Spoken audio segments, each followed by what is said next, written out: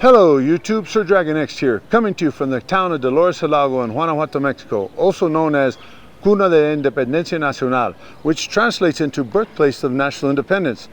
Right behind me is the exact spot where Father Miguel Hidalgo y Costilla uttered the famous cry for the independence of Mexico on midnight, September 15, 1810. This is famously referred to as the Grito of Dolores.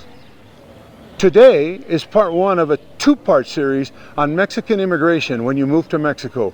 Part one will focus on obtaining Mexican temporary residency with its advantages and disadvantages in the video coming up next.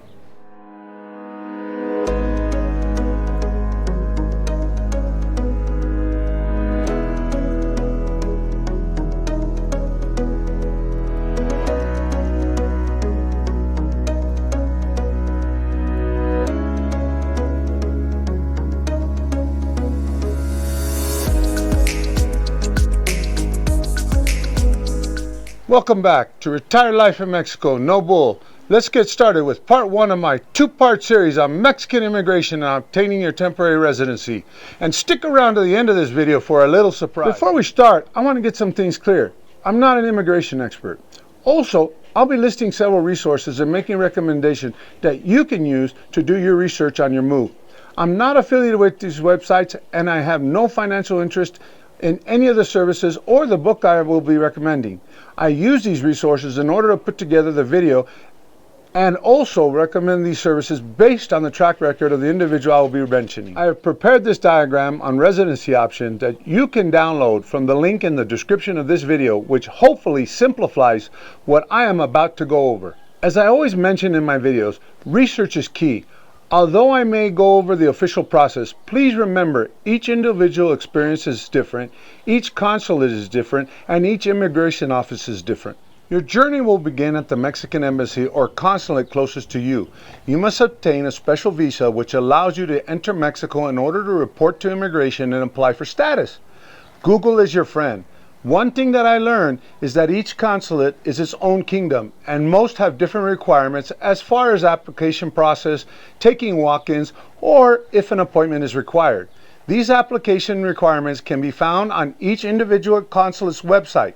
Before we go over the process at the consulate, let's go over the requirements for temporary residency. In order to qualify for a temporary resident card, you must at least meet one of the following conditions. You must show an investment or savings account with 12 months of bank statements showing a consistent balance of 5,000 days times the current Mexican minimum wage, which is currently 147 pesos. This amounts to 735,000 Mexican pesos, which is approximately $35,000 in U.S. currency at current exchange rates. If you are applying with your spouse and dependents, you must also show an additional savings of approximately $750 US per dependent. Another way is to show 6 monthly bank statements showing a monthly income with monthly deposits from any employment or pension source with a minimum monthly deposit of 300 times the current Mexican minimum wage, which is currently 147 pesos. This amounts to 42,510 Mexican pesos, which is approximately $2,150 at current exchange rates. If you are applying with your spouse and dependents, you must also show an additional monthly income of approximately $750 US more for each dependent. The next possible requirement that you can meet is that you own a home in Mexico with a minimum value of 40,000 days times the current Mexican minimum wage, which is currently 147 pesos. This amounts to 5,688,000 pesos, which amounts to approximately $285,000 US. You need the original house title, also known as escrituras, with the house in your name. Another way is being married to a Mexican citizen. You must present your original apostolized marriage certificate or current certified Mexican marriage certificate, no copies.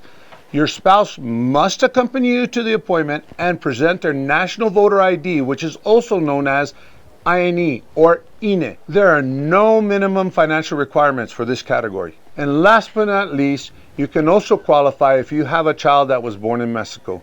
You must be able to present the original Mexican birth certificate of your child.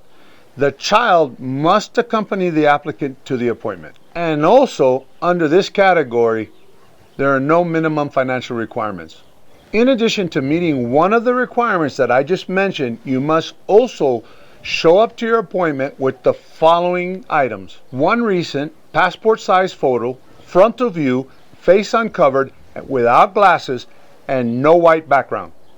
Your consulate fee in cash, which is currently $40 in the United States. Quick tip, make sure that you take exact change. My wife had to run to the ATM because we didn't have exact change. I have heard that some consulates do accept credit cards, but my experience was cash and exact change only. That was 2 years ago though. Things may have changed and things may be different now. You must also take your passport with you. And last but not least, you must have your Mexican consulate visa application form printed and completed. This can be found on the consulate website. If you meet one of the last two options that I mentioned, you can technically skip the consulate process and go straight to immigration on a tourist visa, but I still went to the consulate. Always better safe than sorry. Just because the regulations say that you can go on a tourist visa, immigration also has leeway to not accept your application. If you plan to skip the consulate step because you meet the last two requirements, I suggest that you hire a facilitator, which I will discuss later in this video. In my personal situation, I met all the financial requirements for temporary residency, as well as the fact that I'm married to a dual Mexican citizen. So what I did was I took 12 months of bank statements, and I also took a copy of my certified marriage certificate. My wife also accompanied me to the appointment. Why did I do this? Well, truth is that the consulate has leeway in their decision-making process. I personally know people who met the financial requirements, get their application denied, and I also personally know people who missed the financial requirements by a few $100s and they were approved. This is why I always advise people to take as much documentation as possible. In my case, the consular officer decided to issue my visa based on my marriage to a Mexican citizen, but they still reviewed my financial statements and asked several questions about my financial statements, so I'm glad I was prepared. Now, if everything goes well, the consulate will place a special foil visa in your passport, which is valid for 180 days. Now, the next step is to enter Mexico within 180 days of issuance of the visa and check in with immigration at the port of entry that you enter. Immigration will issue a small white card with a box marked Canje, C-A-N-J-E.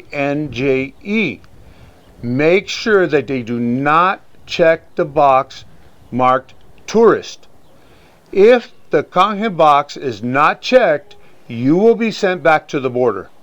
They will also stamp your visa in your passport and they will give you a 30-day temporary permission to enter the country. Regardless, I suggest that you report to the closest immigration office as soon as possible. I did the application process on my own. My wife and I speak Spanish, and we figured, how hard can this process be? Well, truth is, it's a simple process, but it's very detailed process. So let's just say we made many trips to the immigration office. Because of this, I highly recommend that you hire the assistance of a facilitator. These are individuals who will assist you in doing your immigration paperwork and normally charge a nominal fee that is very well worth it. We definitely learned our lesson and we used a facilitator to renew my temporary residency and eventually my permanent residency. It was a painless process and well worth it. In my area, I recommend Sonia Diaz. Not only is she a great facilitator, but she also has a very comprehensive website with information about moving to Mexico. I will be placing this link to her website in the description of this video. Even if you're not planning to move to my area, her website is a treasure trove of information. She also wrote a book along with author Beverly Wood called Move to Mexico Bible, which is available on Amazon. I believe this book is the most comprehensive resource for moving to Mexico. Now, once your application is submitted, some immigration offices will process and approve your application the same day and you will walk out with your temporary resident card. Your initial card will be issued for a period of 1 year. You will be able to renew it for up to 3 additional years for a maximum of 4 years.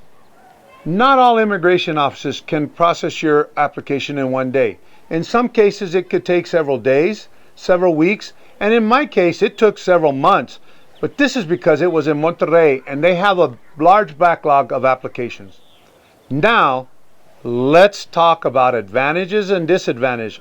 Or should I say, let's discuss what you can and cannot do with temporary residency. Temporary residents can open a Mexican bank account, purchase and register a Mexican plated vehicle, import your household goods without paying duties, temporarily bring in a U.S. plated vehicle into Mexico, have unrestricted, unlimited entry and exit at the Mexico borders, as well as obtain permanent residency after 4 years without having to meet financial requirements. A temporary resident cannot vote, cannot directly own land close to the border or the beach. If so, it must be placed in a trust. And you cannot work locally without a work permit. And last but not least, you cannot renew it after 4 years. After 4 years, you must either convert to permanent residency or leave the country.